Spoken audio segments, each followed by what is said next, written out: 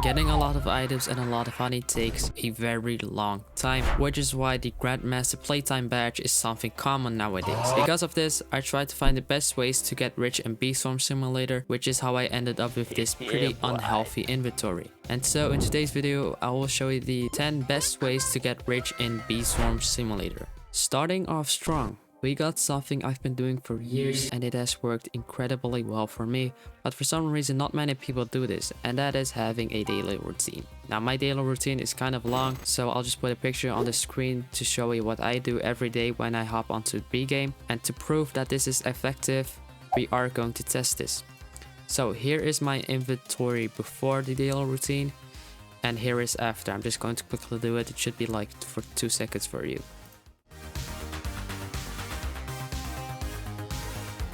Okay, I have finished my daily routine, and by the way, just to be fair, I didn't do any of the beastman stuff like the stockings, just to keep it fair.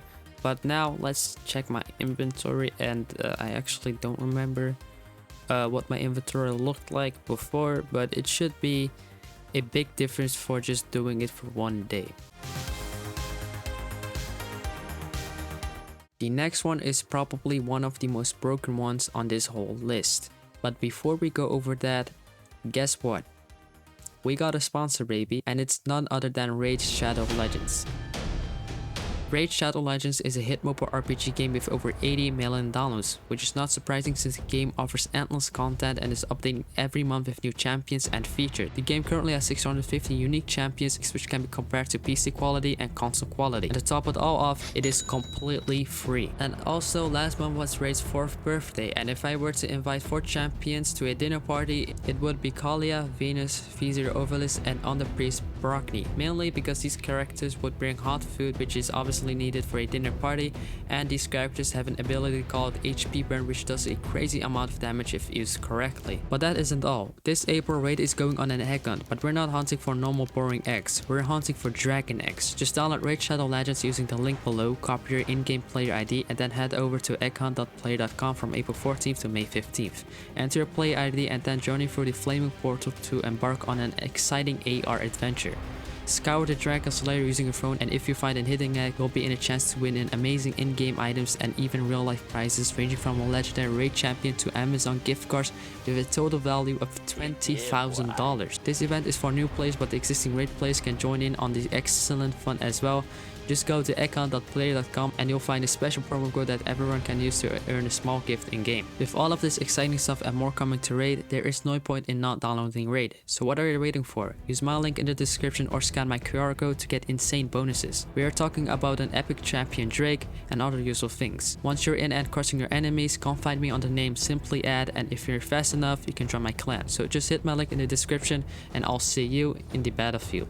Anyways, so the RBC is actually the main reason I got this many super smoothies and purple potion, because the RBC can give quite a lot of them. Now here's a picture of me getting like 5 purple potions and 2 super smoothies. I don't know at what round, but after round 15, so probably at like round 16. And just doing RBC once a day, it can just make a big difference. Not to mention, you may get an egg or just a turpentine. If you want to get on these daily leaderboards, you need to pay your attention on B-Quips, because some B-Quips have high bonuses and abilities that are so freaking useful. You will get pretty surprised, because these B-Quips are more OP than you would actually think. For example, my poinsettia. Now this one gives me 5% extra red pollen, though I did have to use some waxes to actually get this. Now this one is only 5%, but it does go up to 15%, and you can also have 3 of these, meaning you can get up to 45% extra red pollen just from poinsettias, which is kind of insane. But yeah, that's it about hive bonuses. Let's go over to B-Quips with good abilities. Now the B-Quips I use to replace Music Bee are Toy Horn and Kazoo. Now these both give melody, and I have 3 of them, so I don't need Music Bee, because Music Bee is only good for me for its melody ability, and its focus and token link aren't really good for me either. If you're in need of tickets, this one is for you, and mainly for the people who macro a lot. And what I recommend you do is use the Wealth Clock, because if you use the Wealth Clock 5 times, you will get 5 tickets every hour, and if you macro the whole day, you will get 5 tickets every hour, which means you get 120 tickets just from the Wealth Clock. And if you just do it 24/7 for a month straight, you'll get 3600 tickets, which is 3 to 4 star trees depending on how many times you actually do this, which is kind of insane. So this is definitely something that is kind of OP and not talked about a lot. And also just the buff is pretty good as well if you would like to boost and stuff.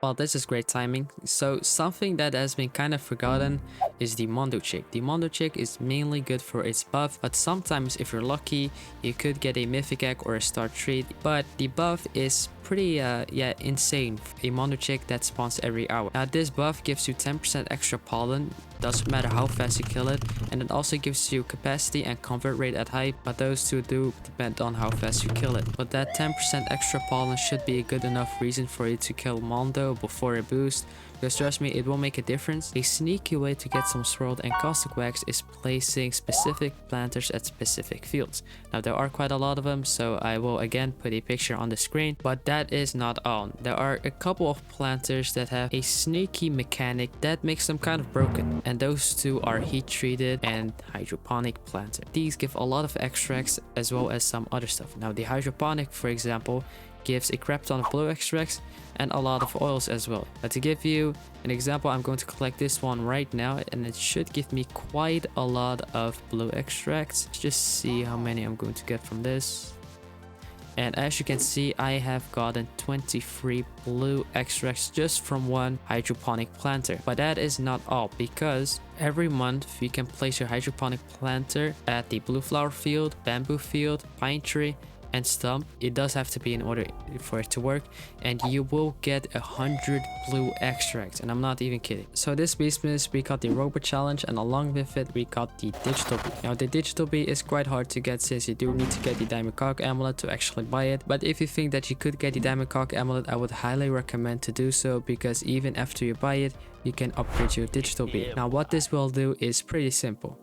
So for example, I'm a red hive, so I have used a lot of red drives instead of the other ones, and what that will do is that basically digital bee will produce more duped abilities in red fields rather than the other fields, since those aren't really useful for me because I'm a red hive. But that's not even all, because when digital bee actually dupes abilities, the duped abilities collect twice as much as pollen, and that is kind of insane, since you can upgrade it all the way to 500 red drives. So you will basically keep duping your abilities and you will collect twice as much as pollen, which is ridiculously OP.